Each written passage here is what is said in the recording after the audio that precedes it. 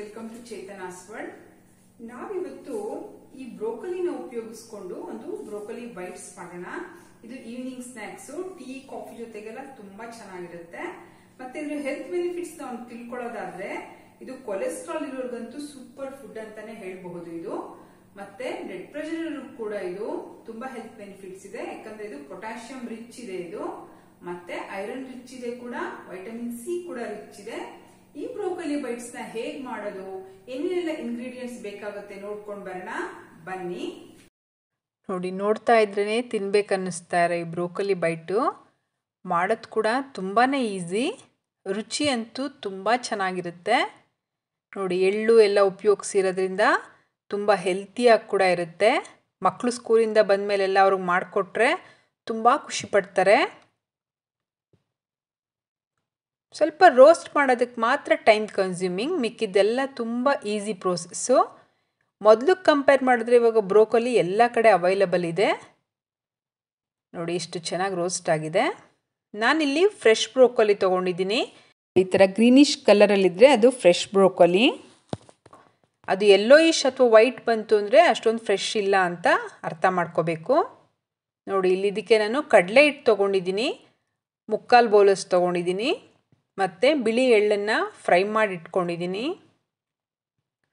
Chilli powder ತೊಗೊಂಡಿದ್ದೀನಿ 1 table spoon. 1/4 tea spoon garam masala ತೊಗೊಂಡಿದ್ದೀನಿ. 1/4 tea spoon ಅರಿಶಿನ ತೊಗೊಂಡಿದ್ದೀನಿ. ಮತ್ತು 1 ಟೀ ಸ್ಪೂನ್ ಉಪ್ಪು ತೊಗೊಂಡಿದ್ದೀನಿ. 1/4 ಟೀ ಸ್ಪೂನ್ ನಾನು ಅಜ್ವಾಯಿನ್ ತೊಗೊಂಡಿದ್ದೀನಿ, ಓಂಕಾಳು ಅಂತೀವಲ್ಲ ಅದು. ಮತ್ತು 1 ಟೀ ಸ್ಪೂನ್ ಜೀರಿಗೆ ಕೂಡ ತೊಗೊಂಡಿದ್ದೀನಿ ನಾನಿಲ್ಲಿ. ನೋಡಿ, ಬ್ರೋಕೊಲಿನ ನಾನು ಈ ಥರ ಕಟ್ ಮಾಡಿ ಇಟ್ಕೊಂಡಿದ್ದೀನಿ. ಅದ್ರದ್ದು ಸ್ಟೆಮ್ ಅವಶ್ಯಕತೆ ಇಲ್ಲ, ಬರೀ ಈ ಬ್ರೋಕೊಲಿ ಮಾತ್ರ ಉಪಯೋಗಿಸ್ತಾ ಇದ್ದೀನಿ. ಇದನ್ನು ಉಪ್ಪು ಹಾಕ್ಕೊಂಡು ನೀಟಾಗಿ ವಾಶ್ ಮಾಡ್ಕೋಬೇಕಾಗತ್ತೆ. ನೀಟಾಗಿ ವಾಶ್ ಮಾಡಿದ್ಮೇಲೆ ಇದನ್ನು ನೋಡಿ ಕ್ಲೀನಾಗಿ ವಾಶ್ ಮಾಡ್ಕೊಂಡಿದ್ದೀನಿ ನಾನಿಲ್ಲಿ. ನೀರಿಂದ ಆಚೆ ತೆಗೆದಿದ್ದೀನಿ, ಅದನ್ನು ನೀರಂಶ ಇರಬಾರ್ದು. ನೆಕ್ಸ್ಟ್ ನಾನಿಲ್ಲಿ ಬೆಳ್ಳುಳ್ಳಿ ತೊಗೊಂಡಿದ್ದೀನಿ, ಶುಂಠಿ ತೊಗೊಂಡಿದ್ದೀನಿ. ನಾನು 7 ಮೆಣಸಿನ್ಕಾಯಿನ ಗ್ರೀನ್ ಚಿಲ್ಲೀಸ್ನ ಕಟ್ ಮಾಡಿ ಇಟ್ಕೊಂಡಿದ್ದೀನಿ. ಮತ್ತು ಕೊತ್ತಂಬರಿ ಕೂಡ ತೊಗೊಂಡಿದ್ದೀನಿ.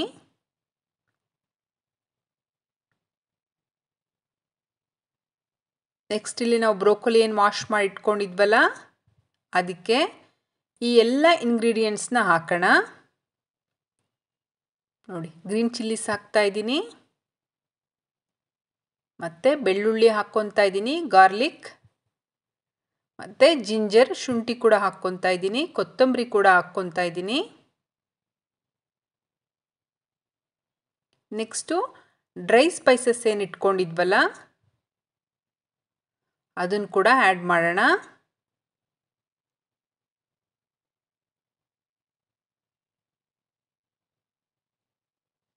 ಚಿಲ್ಲಿ ಪೌಡರ್ ಇಟ್ಕೊಂಡಿದ್ವಲ್ಲ, ಚಿಲ್ಲಿ ಪೌಡರ್ ಹಾಕ್ಕೊಳ್ಳೋಣ. ಇಷ್ಟು ಖಾರ ಬೇಕಾಗುತ್ತೆ ಇದಕ್ಕೆ. ಮತ್ತು ಗರಂ ಮಸಾಲ ಕೂಡ ಹಾಕ್ಕೊತಾ ಇದ್ದೀನಿ, ಟರ್ಮರಿಕ್ ಹಾಕ್ಕೊತಾ ಇದ್ದೀನಿ, ಮತ್ತು ಸಾಲ್ಟ್ ಹಾಕ್ಕೊತಾ ಇದ್ದೀನಿ, ಉಪ್ಪು, ಮತ್ತು ಅಜ್ವಾಯಿನ್ ಹಾಕ್ಕೊತಾ ಇದ್ದೀನಿ, ಓಂಕಾಳು, ಮತ್ತು ಜೀರಿಗೆ ಕೂಡ ಹಾಕ್ಕೊತಾ ಇದ್ದೀನಿ. ಕಡಲೆ ಹಿಟ್ಟು ಎಳ್ಳು ಬಿಟ್ಟು ಮಿಕ್ಕಿದ್ದೆಲ್ಲ ಹಾಕ್ಕೊಂಡಿದ್ದೀನಿ ನಾನು. ಅವೆರಡು ಮಾತ್ರ ಇವಾಗ ಆ್ಯಡ್ ಮಾಡಬೇಡಿ. ನೋಡಿ, ಅವೆರಡು ಸಪ್ರೇಟಾಗಿ ಇಟ್ಕೊಂಡಿದ್ದೀನಿ ನಾನು. ಇವಾಗ ಇದೆಲ್ಲ ಏನಿದೆ ನಾವು ಬ್ರೋಕೊಲಿಗೆ ಹಾಕಿಟ್ಟಿದ್ವಲ್ಲ ಅದನ್ನೆಲ್ಲ ಹಾಗೇ ಮಿಕ್ಸಿ ಜಾರ್ಗೆ ಹಾಕ್ಕೊಳ್ಳೋಣ. ನೋಡಿ, ಇಲ್ಲಿ ಬ್ರೋಕೊಲಿ ರಾ ಇದೆ, ನಾವು ಇದನ್ನು ಕುಕ್ ಮಾಡಿಲ್ಲ, ಹಸಿ ಬ್ರೋಕೊಲಿನೇ ಇದು. ಇದನ್ನು ತರಿಯಾಗಿ ನಾವು ನೀರು ಹಾಕ್ದಂಗೆ, ನೀರನ್ನು ಯೂಸ್ ಮಾಡಬೇಡಿ, ಹಾಗೇ ತರಿಯಾಗಿ ನಾವು ಇದನ್ನು ಪೇಸ್ಟ್ ಮಾಡ್ಕೊಳ್ಳೋಣ. ಈ ಥರ ಪೌಡರ್ ಥರ ಆಗುತ್ತೆ ಅದು. ನೋಡಿ, ಈ ಥರ ತರಿಯಾಗಿರಬೇಕು, ತುಂಬಾ ನೈಸಿಗೆ ಮಾಡ್ಕೋಬೇಡಿ. ನೋಡಿ, ಇವಾಗ ರೆಡಿ ಆಯ್ತಿದು. ಇದಕ್ಕೆ ನಾವು ಈ ಸ್ಟೇಜಲ್ಲಿ ಕಡಲೆ ಹಿಟ್ಟನ್ನ ಉಪಯೋಗಿಸೋಣ. ಕಡಲೆ ಹಿಟ್ಟು ತುಂಬ ಕಡಿಮೆ ಕ್ವಾಂಟಿಟಿ ಇರಬೇಕು. ಈ ಬ್ರೋಕೊಲಿ ಮಿಕ್ಸ್ಚರು ಜಾಸ್ತಿ ಇರಬೇಕು. ನೋಡಿ, ನಾನು 3/4 ಬೌಲಲ್ಲಿ ನಾನು ಅರ್ಧ ಬೌಲಷ್ಟು ಮಾತ್ರ ಹಾಕ್ಕೊಂಡಿದ್ದೀನಿ ಕಡಲೆ ಹಿಟ್ಟು. ಇದು ಉಂಡೆ ಕಟ್ಟೋದಕ್ಕೆ ಬರಬೇಕು, ಅಷ್ಟು ಕಡಲೆ ಹಿಟ್ಟು ಉಪಯೋಗಿಸಿದ್ರೆ ಸಾಕು. ತುಂಬ ಗಟ್ಟಿನೂ ಇರಬಾರ್ದು ಅದು ನಾವು ಕಲಸಿರೋದು. ನೋಡಿ ಈ ಥರ ಮೆತ್ತಗೆ ಈ ಥರ ನೋಡಿ ಎಷ್ಟು ಚೆನ್ನಾಗಿ ಬಾಲ್ಸ್ ಮಾಡಬಹುದು. ಇದನ್ನು ಈ ಥರ ನಾನು ಪ್ರೆಸ್ ಮಾಡಿದ್ದೀನಿ, ಒಡೆ ರೀತಿ ತಟ್ಕೊಂಡಿದ್ದೀನಿ. ಎಲ್ಲನೂ ಅದೇ ರೀತಿ ರೆಡಿ ಮಾಡ್ಕೊಳ್ಳೋಣ.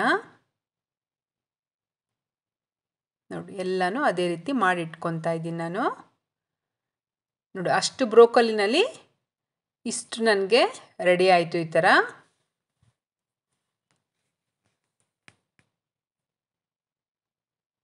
ನೆಕ್ಸ್ಟ್ ಇವಾಗ ನಾವು ಬಿಳಿ ಎಳ್ಳನ್ನು ಏನು ಹುರಿದಿಟ್ಕೊಂಡಿದ್ವಲ್ಲ ಅದನ್ನು ಈ ಥರ ಕೋಟಿಂಗ್ ಮಾಡೋಣ. ಇದರಲ್ಲಿ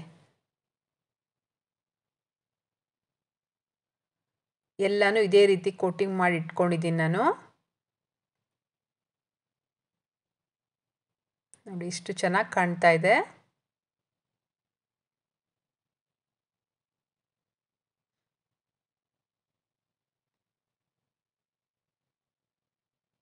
ನೋಡಿ ಇಲ್ಲಿ ಎಷ್ಟು ಈಸಿ ಇದೆ ನೋಡಿ ಇಲ್ಲಿವರೆಗೂ ಪ್ರೋಸೆಸ್ಸು. ನೆಕ್ಸ್ಟ್ ಇವಾಗ ನಾವು ಒಂದು ತವಾಗೆ ಆಯಿಲ್ನ ಸ್ಪ್ರೇ ಮಾಡ್ಕೊತಾ ಇದ್ದೀನಿ.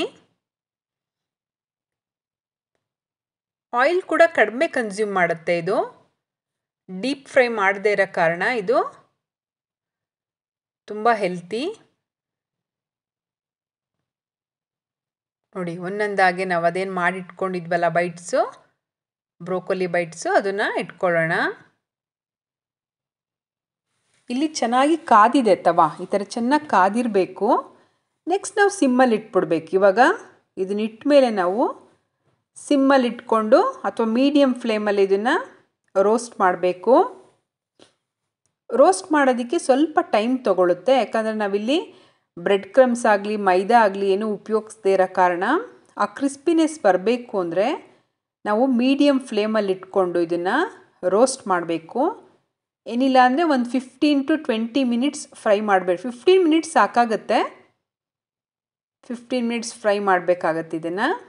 ನೋಡಿ ಈ ಥರ ರೋಸ್ಟ್ ಆಗಬೇಕದು ಚೆನ್ನಾಗಿ.